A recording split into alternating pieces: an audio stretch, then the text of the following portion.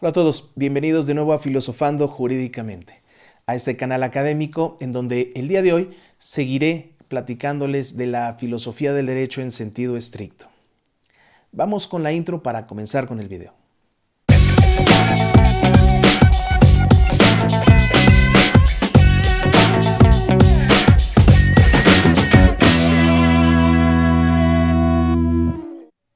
Continuando con lo que les platiqué en el video anterior de la filosofía del derecho, seguiré la idea de esta filosofía vista desde la perspectiva kantiana, la cual puede ser esquematizada en tres grandes distinciones de su pensamiento, tomadas, por cierto, del iurracionalismo precedente y destinadas a convertirse en el positivismo posterior.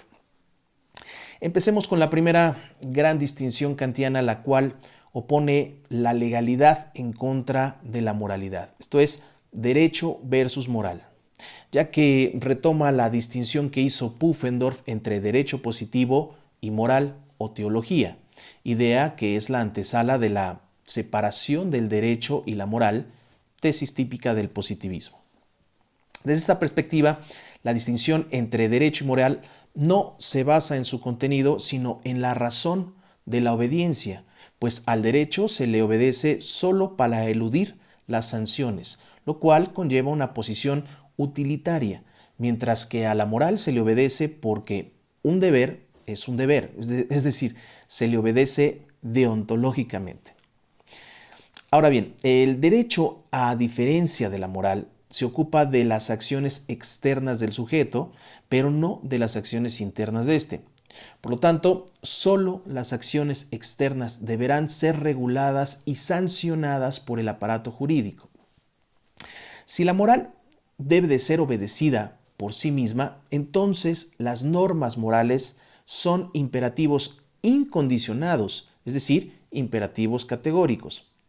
Por otro lado, si el derecho es obedecido solo por razones utilitarias, entonces las normas jurídicas son imperativos condicionados o hipotéticos, de tal suerte que el concepto de sanción se vuelve el carácter distintivo de dichas normas jurídicas,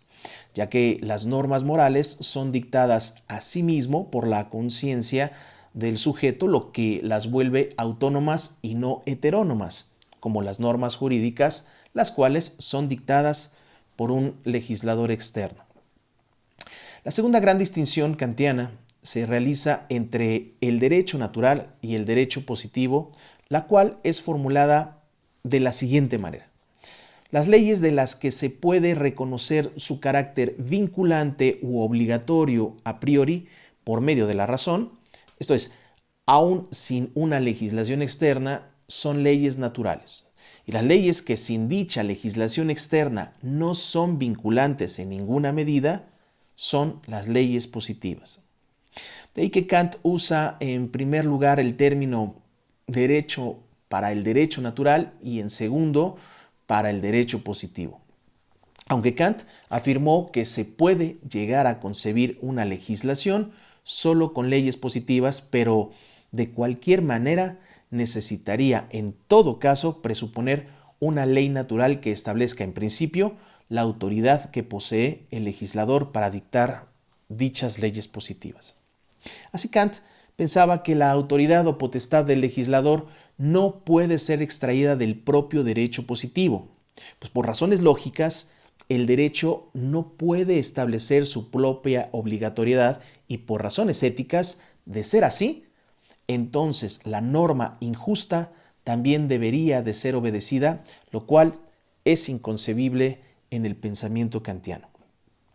Por lo tanto, para este pensador, la obligatoriedad del derecho positivo solo puede emanar de la razón práctica, es decir, del derecho natural racional, el cual en todo momento debe de ser subsidiario del derecho codificado y positivizado con el fin de fundamentar o justificar su obligatoriedad. Sin embargo, con la codificación del siglo XVIII y XIX,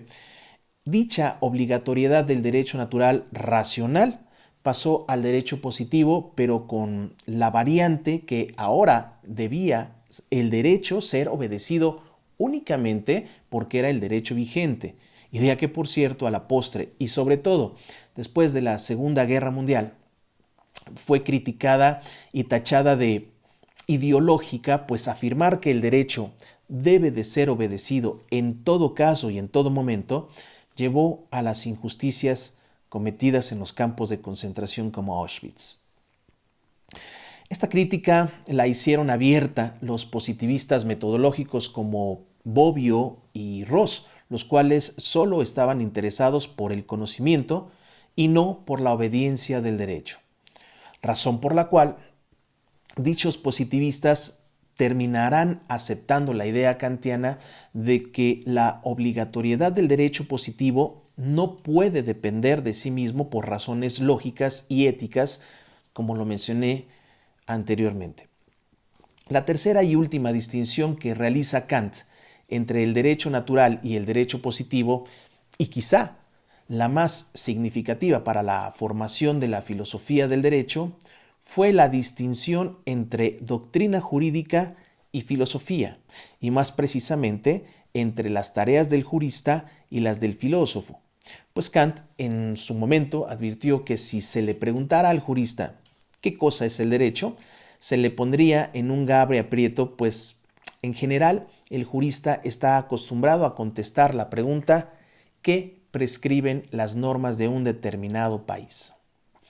De esta manera Kant distinguió claramente que la tarea del jurista es estudiar las normas de un determinado sistema jurídico, es decir, del derecho positivo, mientras que el filósofo se debe de ocupar del concepto o la definición del derecho, es decir, del derecho en cuanto tal. Para Kant, el derecho se refiere a las condiciones en las cuales la voluntad de cada uno puede conjugarse con la voluntad de los demás de acuerdo con una ley universal de libertad. Este pensador de Königsberg usó la palabra derecho para referirse no solo al derecho positivo, sino también al derecho natural e incluso a la filosofía del derecho. De hecho, Kant se ocupó no solo del concepto del derecho formulando definiciones, sino también se ocupó de la idea del derecho, esto es, de la idea de la justicia. De todo esto podemos concluir que cuando Kant afirmó que debería ser el filósofo y no el jurista quien defina el derecho, lo está entendiendo desde dos perspectivas. Esto es,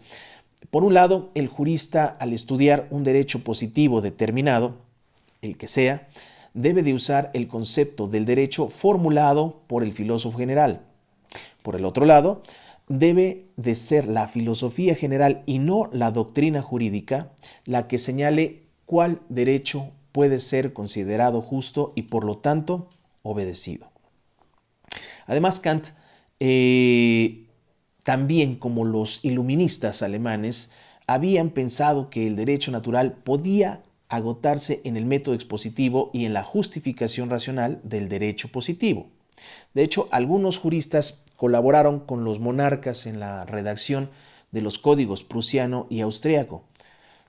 Todavía a inicios del siglo XIX, los civilistas de la escuela filosófica y seguidores de las ideas kantianas proponían la codificación del derecho privado a partir de la implementación del método expositivo sistemático,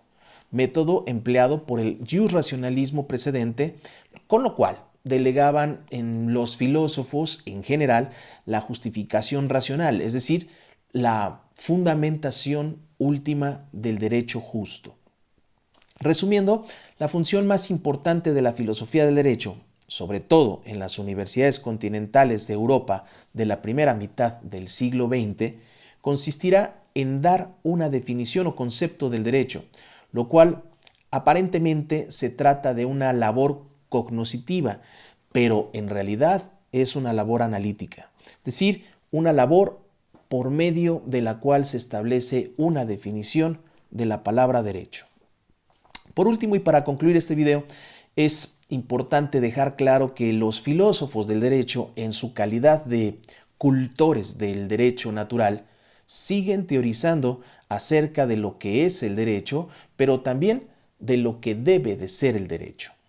Además,